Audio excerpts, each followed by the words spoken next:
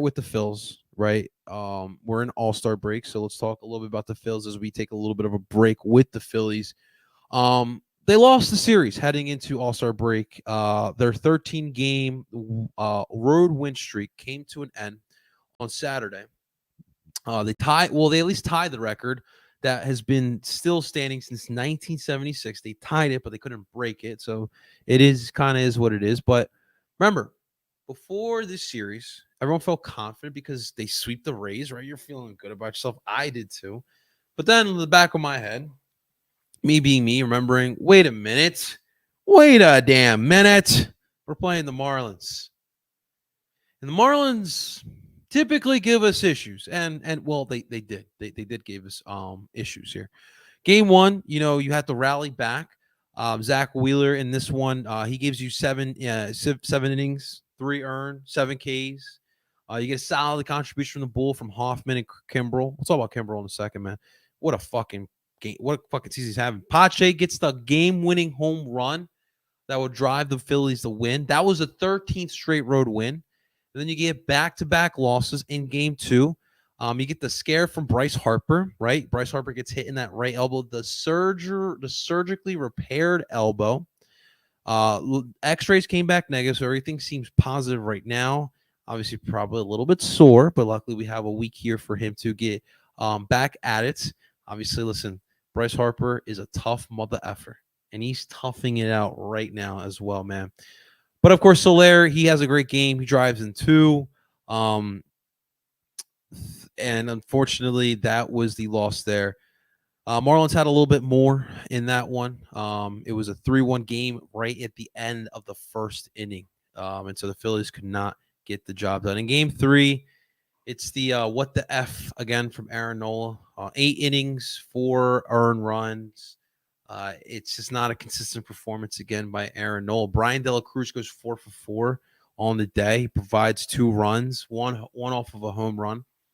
And so there you go. You have a 4-3 win, 5-3 loss, 7-3 loss. And the Phillies, unfortunately, would not go into the All-Star break with a series win. But of course, listen, can't feel too bad about this team. Right now, obviously, it was a rough start for the season. 48-41 on the season, 3rd place in the NL East. Obviously, losing that series is big because you are chasing the Marlins and you are chasing the Braves, and the Marlins still give you issues. But it's at least you got a win in there. But it would have been nice to head into this All-Star break with a series win. But I think overall, like my feelings over this team, man. Obviously, besides the fact that the Marlins still are pests, there's like throughout the season, I've had like lingering concerns over like the starting lineup. I still feel confident about that. Now, obviously, Ranger Suarez didn't have the best performance on Saturday. Aaron Nola didn't have the best performance on Sunday. And, both these guys have been up and down. I do feel like come playoff time, this whole team, including the starting lineup, will figure it out. We talked about it last week as we're nearing trade deadline time. I don't feel like it is a need to go out and find a 5th starter. I still think depth, especially in the outfield, some of this team probably could use more of, maybe another first baseman. But in general, I think this team is still really good. And I think they've shown you their potential. At best, this team is one of the best in baseball, especially in the National League, at their best. Now, obviously, they still need to find that consistency, and they need to get over the hump over against the Marlins as well. Again, last year we took care of the job. This year, things have been differently since Don Mattingly's been gone.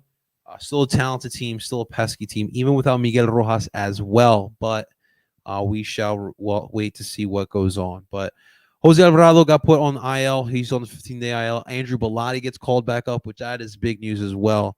But the bullpen has been spectacular, especially Craig Kimbrel. I put this tweet out there earlier, but who in their right mind had in their bingo card at the beginning of the season that Kimbrel would be having the season that he's having? He just got announced as an all-star. Him and Nick Castellanos will be representing the Phillies at the All-Star break. And it's truly remarkable. That's an underrated pickup by Dombrowski because I really thought he was cooked. and we're just squeezing just a little bit more out of Craig Kimbrell, and it's been beneficial. You have a closer now. It's something you haven't been able to really say.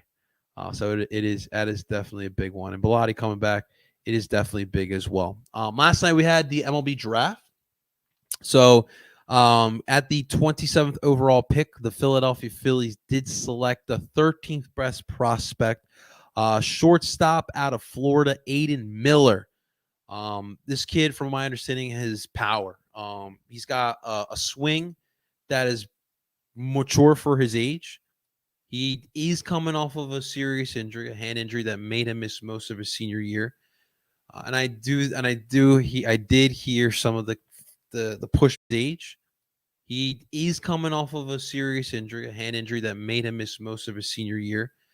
I did hear some of the pushback from Phillies fans because there was another shortstop that was available that is actually in our backyard here. But at least listen, Aiden is not too far away from Clearwater, so that's our other backyard, especially during springtime. But we'll check, we'll see. But to be able to get the 13th best prospect, the 27th overall pick, I think that's pretty good value. But prospects are, listen, it's a shot in the dark, right? You don't ever know what'll happen. Although Carl Crawford has been doing pretty solid job right now in the minor system here for the Phil. So we'll see if Aidan Miller can continue on this route.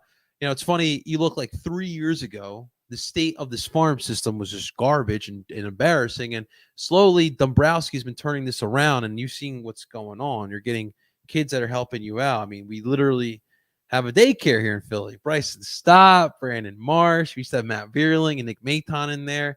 Now they're with Detroit. But yeah, the good teams are still developing their minors despite what's going on in the majors. And so we will continue on with that. But